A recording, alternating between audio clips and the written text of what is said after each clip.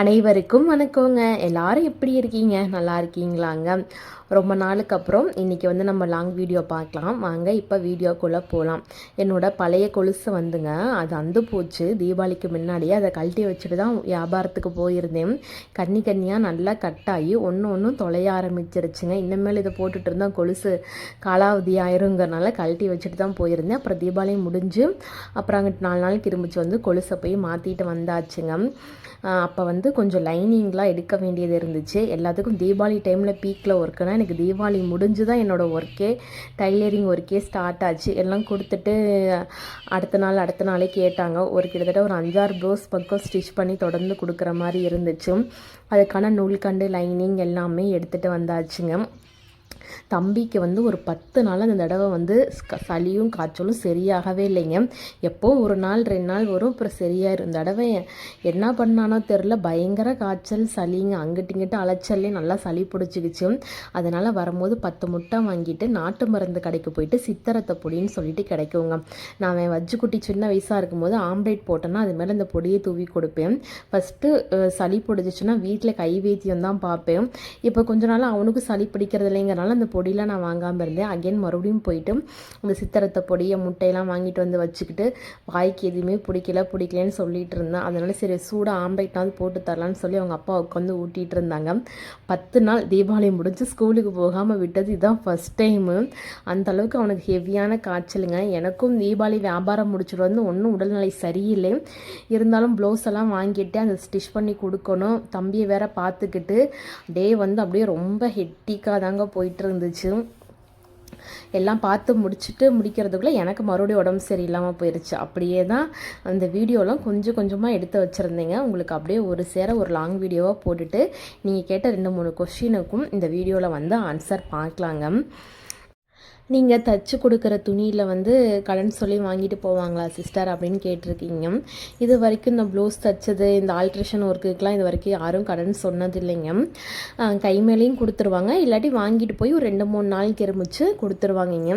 கை மேலேயே காசு வந்துடுங்க. தைச்சி கொடுக்குற துணியில் வந்து இது வரைக்கும் யாரும் கடன் சொல்லி என்கிட்ட வாங்கிட்டும் போகலை. அப்படியே 1-2 பேர் வாங்கினாலுமே அந்த வாரத்துக்குள்ளே போட்டு விட்டுருவாங்கங்க. இந்த துணி வியாபாரம்லாம் பண்ணுறேன் பார்த்தீங்களா, அதில் தான் வந்து கடன் கொடுக்குற மாதிரி இருக்கும். கடன் கொடுத்த காசு கடைசி வரைக்கும் வராமல் காலாவதி ஆனதும் உண்டு. 2 தவணையாகவும் கொடுப்பாங்க, சில பேர் மாதமும் கொடுப்பாங்க. துணி வியாபாரம் பண்ணுறோம்னா தவணைக்கு பண்ணால் மட்டும்தாங்க அது வீட்டில் உள்ளவங்க வந்து சர்வே பண்ணுற மாதிரி இருக்குது. ரெடி காசு கொடுத்து வாங்க மாட்டாங்க, கொஞ்சம் கொஞ்சமாக தருவாங்க, இல்லாட்டி 2 தவணையாக கொடுப்பாங்கங்க. ஆனால் நம்ம தைக்கிறதுல வந்து இது வரைக்கும் யாரும் கடன் சொல்ல மாட்டாங்க. கை மேலே கொடுத்து எனக்கு வாங்கிட்டு போயிடுவாங்கங்க. அதனால தான் எவ்வளோ முட்டி மோதினாலும் இந்த டைலரிங்கை விடாமல் ஏதாவது ஒன்று அரைச்சிக்கிட்டு உருட்டிக்கிட்டு இருக்கீங்க. மற்ற தொழில்னால் பல்காக அமௌண்ட்டு போட்டு அதை கடன் விட்டு வசூல் பண்ணுறதுக்குள்ளே போதும் ஆயிரும். ஆனால் டைலரிங் வந்து அப்படி இல்லைங்க. நம்ம உட்கார்ந்த இடத்துல நம்ம திறமைக்கு நல்லாவே அதை சம்பாதிக்கலாம். அப்புறம் வந்துங்க இந்த ப்ளவுஸ் வந்து ஒரு சாரியிலேருந்து கிளாத் எடுத்து அதுக்கு ஃபஃப்கை வச்சுருந்தேன். அவங்க ஃபஃப்கை ரொம்ப நாளாக கேட்டுகிட்டே இருந்தாங்க. அது வைக்கவும் அந்த ப்ளவுஸ் வந்து அவங்களுக்கு ரொம்ப பிடிச்சிருந்துச்சு. அந்த ஃபஃப்கைக்கு வந்து டோட்டலாக வந்து லைனிங் எல்லாமே நானே போட்டுக்கிட்டேங்க. 350 ரூபா வாங்கினேன்.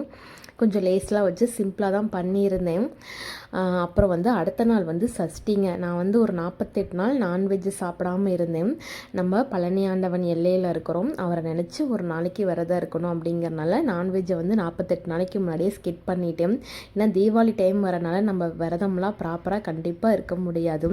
அந்த ஒரு நாள் மட்டும் வீடு வாசல்லாம் கழுவிட்டு அன்றைக்கி விரதம் இருந்து சாயந்தரம் சமைச்சு விரதம் விட்டேங்க. பஜ்ஜு குட்டி அன்னைக்கு கொண்டு உடம்பு சரியில்லாமல் வீட்டில் தான் இருந்தாங்க. மழையும் ஒரு பக்கம் தூரிட்டு இருந்துச்சு. அவனையும் வச்சுக்கிட்டு வீட்டு வேலையும் பார்த்துட்டு ஒருபடியாக சமைச்சு முடிச்சுட்டு விரதம் விடுறதுக்கு முன்னாடி கோவிலுக்கு போயிட்டு சாமி கும்பிட்டு வரலாம் அப்படின்ட்டு திருவண்ணாங்குடி தான் போயிருந்தோம். அன்றைக்கி கிளைமேட்டு சூப்பராக இருந்துச்சு. வரும்போது பயங்கர மழையில் தான் நினைஞ்சிட்டு வந்தோம். அந்த பின்னாடி பேக்ரவுண்டு வியூவை பார்க்கும்போதே தெரியுது பாருங்களேன், எவ்வளோ அழகாக ரம்மியமாக சூப்பராக இருக்குது அப்படின்ட்டு.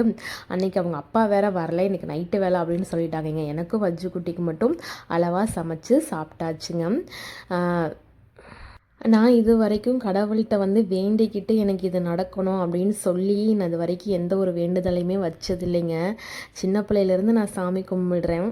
அந்த நேரத்தில் கடவுளை நினச்சி ஒரு நமஸ்காரம் எந்தெந்த சாமியை கும்பிட்றோமோ அந்த சாமிக்குரிய ஒரு மந்திரத்தை சொல்லிவிட்டு இப்போ பழனி ஆண்டவன்னா அரோகரா அரோகரா, சாயப்பானா ஓம் ஸ்ரீ சச்சினானந்த சர்க்குரு அப்படிங்கிற மாதிரி மந்திரத்தை சொல்லிவிட்டு சாமியை மட்டும்தாங்க நான் நினச்சிட்டு பயணிச்சிட்ருக்கேன். இது வரைக்கும் இந்த வேண்டுதல் நிறைவேறணும் அந்த வேண்டுதல் நிறைவேறணும் இது வரைக்கும் நினச்சது இல்லை. அப்படி வேண்டுதல் வச்சுருந்தா தான் நீங்கள் நிறைவேறதுக்கு கடவுளை வந்து நம்பிக்கையாக மனப்பூர்வமாக கும்பிட்டு நம்ம அப்படியே லைஃப்பில் வந்து சர்வே பண்ணிவிட்டு அப்படியே தாங்க நான் வந்துட்டுருக்கேன். இதை கொடுத்தா நான் உனக்கு அதை பண்ணுறேன் அப்படிங்கிற மாதிரி எந்த ஒரு கமிட்மெண்ட்டும் கடவுள் முன்னாடி வச்சதே இல்லை. நல்ல முறையாக அன்றைக்கி சாயந்தரம் விரதம் விட்டுட்டு சூப்பராக தம்பியும் வந்து கோவிலுக்கு போயிட்டு வரமே தெளிவாகிட்டியான். அடுத்த நாள் அவனும் ஸ்கூலுக்கு ரெடி ஆகிட்டியான். அதை பார்த்துட்டு நான் ரொம்ப ஹாப்பியாக இருந்தேன். அப்புறம் வந்துங்க தீபாவளி வியாபாரத்தில் உங்களுக்கு எவ்வளோ லாபம் கிடச்சிச்சு சிஸ்டர் அப்படின்ட்டு ரொம்ப டீசெண்டாக கேட்டிருந்தாங்க. உங்களுக்கு இஷ்டம்னா மட்டும் சொல்லுங்கள் சிஸ்டர் அப்படின்னு. அதை கேட்கும் போதே தெரியுது நம்ம நிலைமையை புரிஞ்சு தான் அவங்க கேட்குறாங்க. யாருமே வந்து நம்ம சம்பாரித்த லாபத்தை வந்து அவ்வளோ சீக்கிரம் சொல்லிடவும் மாட்டாங்க. அப்படி கண்ணுப்பட்டுரும் அப்படிங்கிறலாம் ஒன்றும் கிடையாதுங்க. இதுக்கு பின்னாடி நிறைய இருக்குது. நம்ம இவ்வளோ லாபம் வந்துச்சு அவ்வளோ லாபம் வந்துச்சுன்னு சொல்லிடலாம். வேலையில் வந்து 2 விஷயம் இருக்குங்க. ஒன்று ஸ்மார்ட் ஒர்க், ஒன்று ஹார்டு ஒர்க். நான் பார்க்குறது ஹார்டு ஒர்க்குங்க. வீட்டில் ஆன்லைன் பிஸ்னஸ் பண்ணுறோமா அது ஸ்மார்ட் ஒர்க்குங்க. இப்போ நான் பண்ணுற ஹார்டு ஒர்க்கு எப்படின்னாங்க, ஊர் விட்டு ஊர் வந்து ஜாமான் வாங்கி இன்னொரு ஊருக்கு எடுத்துகிட்டு போய் அது ரோட்டில் வீதியில் கடையை போட்டு அங்கே இருக்க 4 சூழ்நிலையும் சமாளித்து இயற்கை சூழ்நிலையும் சமாளித்து ஒரு பொருளை விற்று காசாக்கி கரை சேர்த்து அதை முதல் போட்டவங்களுக்கு கொடுத்து நம்ம காசை எடுத்து பார்க்குறதுக்குள்ளே அது சொல்லவே முடியாதுங்க.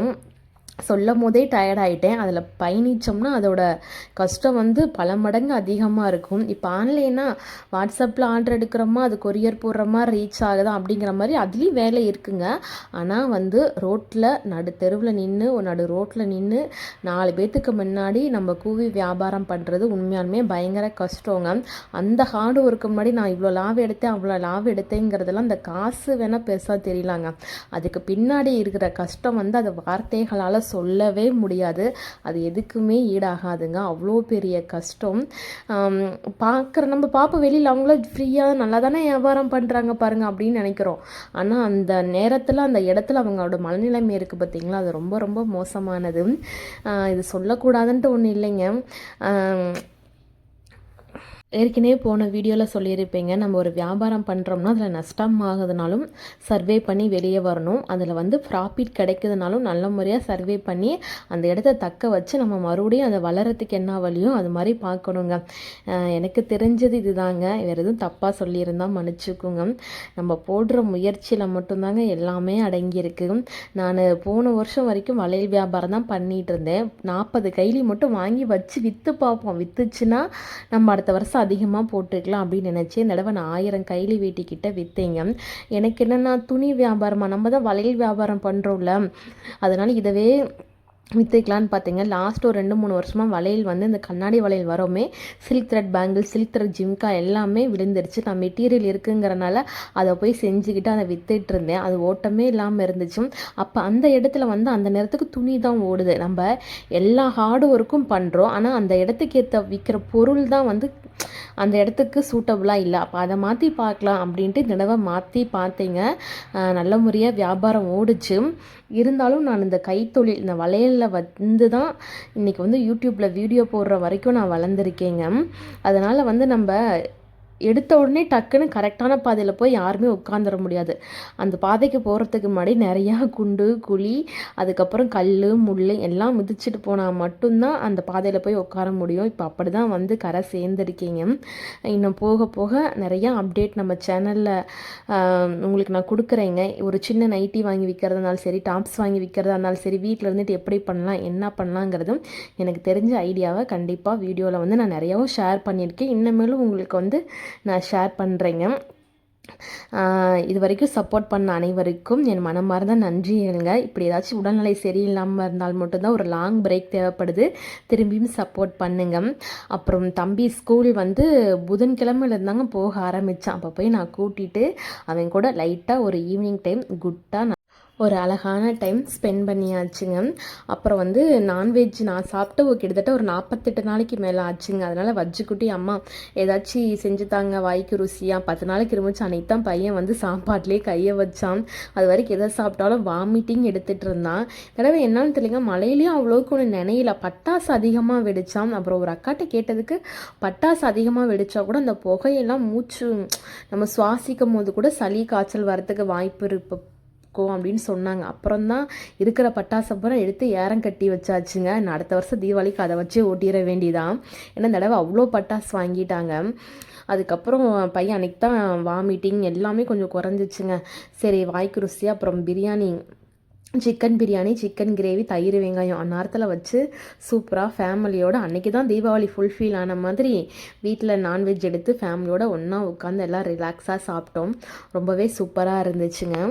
இப்போல்லாம் நான் சிக்கன் பிரியாணி வச்சேன்னா எல்லாத்தையும் அரைச்சி ஊற்றி வச்சிடுறதுங்க. அது பார்க்க டேஸ்ட்டும் சூப்பராக இருக்குது, சாப்பிடவும் ரொம்ப நல்லா இருக்குது.